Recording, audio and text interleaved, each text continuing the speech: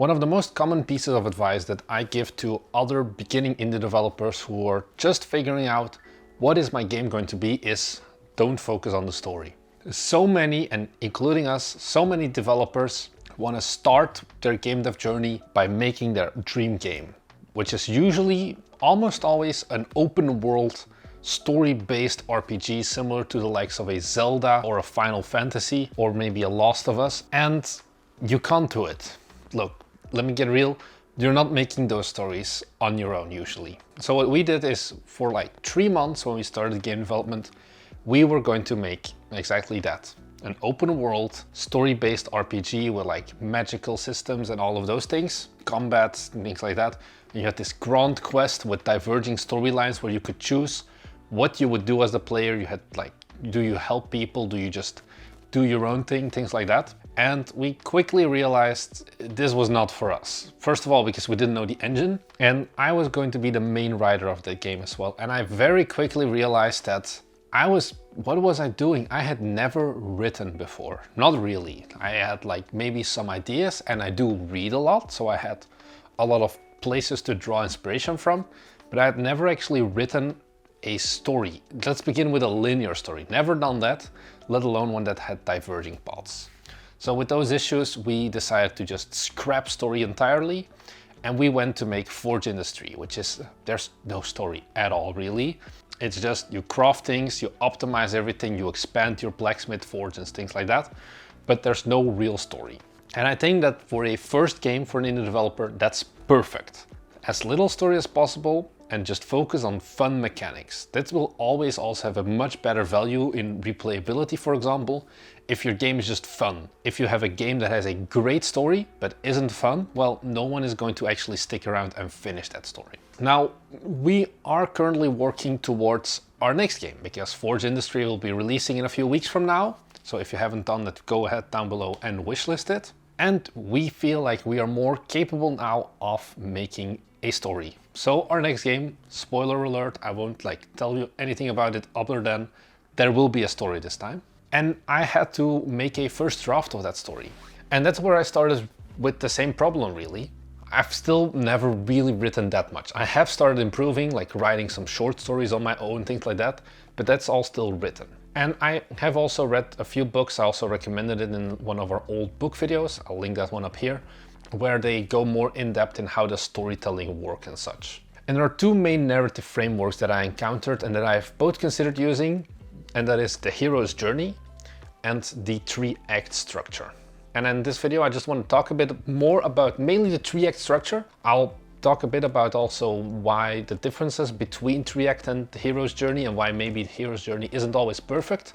But stay tuned because I'll probably also make a video where I just go into depth about just the hero's journey. Now, what are these narrative frameworks? Well, they're basically your guides in how should you structure your story. Where should you start in your story? Because you probably don't want to start your game right at the boss of like the final boss and you save the world. No, you want to build up your player relationship with the characters. You want to show growth and things like that. And both the 3-act framework and hero's journey give you basically the points of you need to be here, you need to stop by here as like a checkpoint in your story, and you need to end in somewhat like this.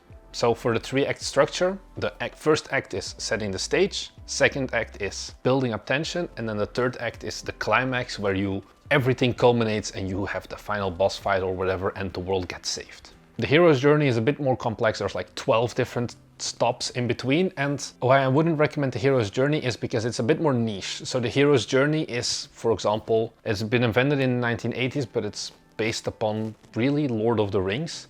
And you can really see hero's journey is about fantasy settings more, or mythological settings, magical settings, and is also more about personal character growth instead of just telling a story. So if you have a very important main character in your game, then you can do something like hero's journey and adapt it.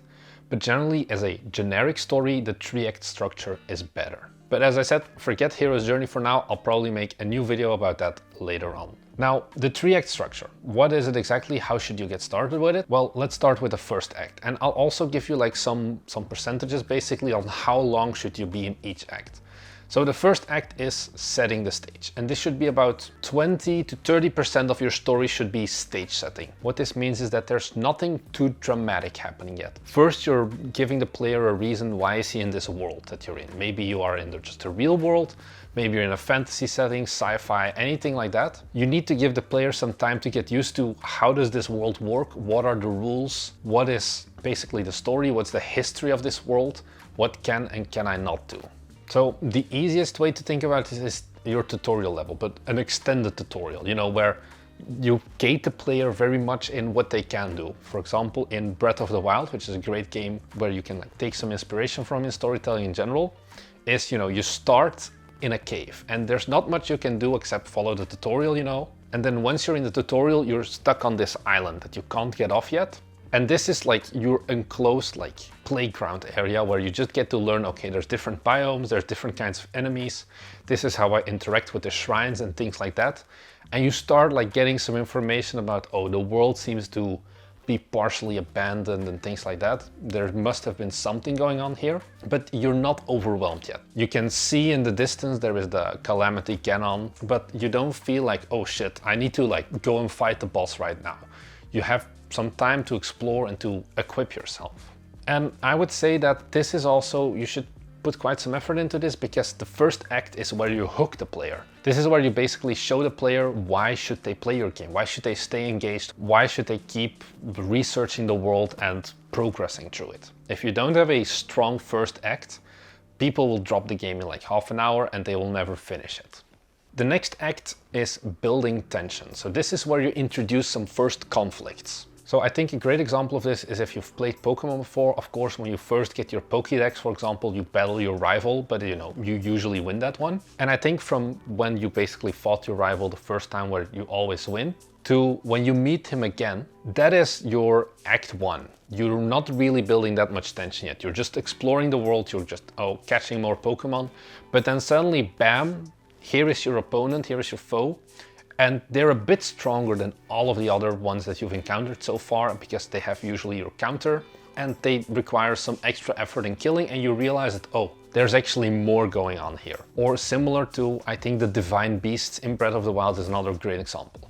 You're showing that there are more advanced enemies, and whilst they're not, you know, the final mega bosses, they lead you towards that, oh, there seems to be more going on. It's not just all roses and rainbows and sunshine here.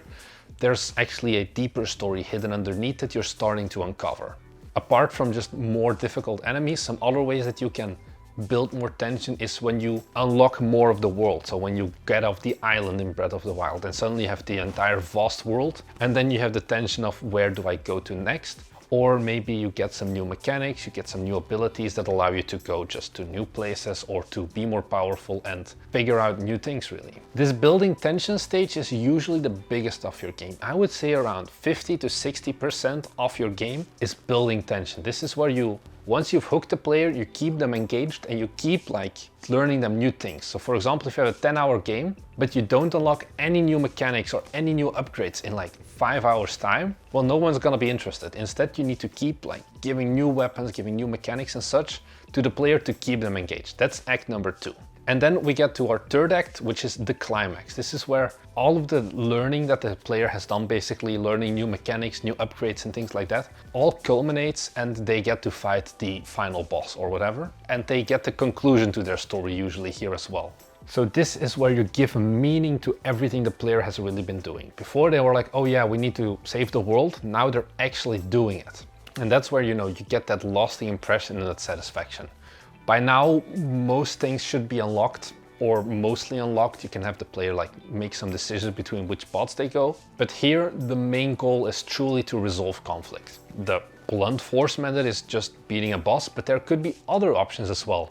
If you have a very narrative-driven game, you can focus more on maybe choosing the right dialogue options. Or you can even, this is the point where if your story would have multiple branches, you can branch off into maybe a good ending and a bad ending or multiple endings. Now, I wouldn't recommend going to multiple branches as that does heavily complicate your structure on how do you make your game, how do you code all of those different paths. So I would stay away from that, but that would also happen in this third act. And this is just where you give that player the sense of acknowledgement without them having to just have swiped their credit card a whole bunch of times, but they've actually achieved something. Now, this is quite high level still, I know that. I could go in so deep with narrative, but honestly, if I don't know like what is the setting of your game, it's also a bit harder.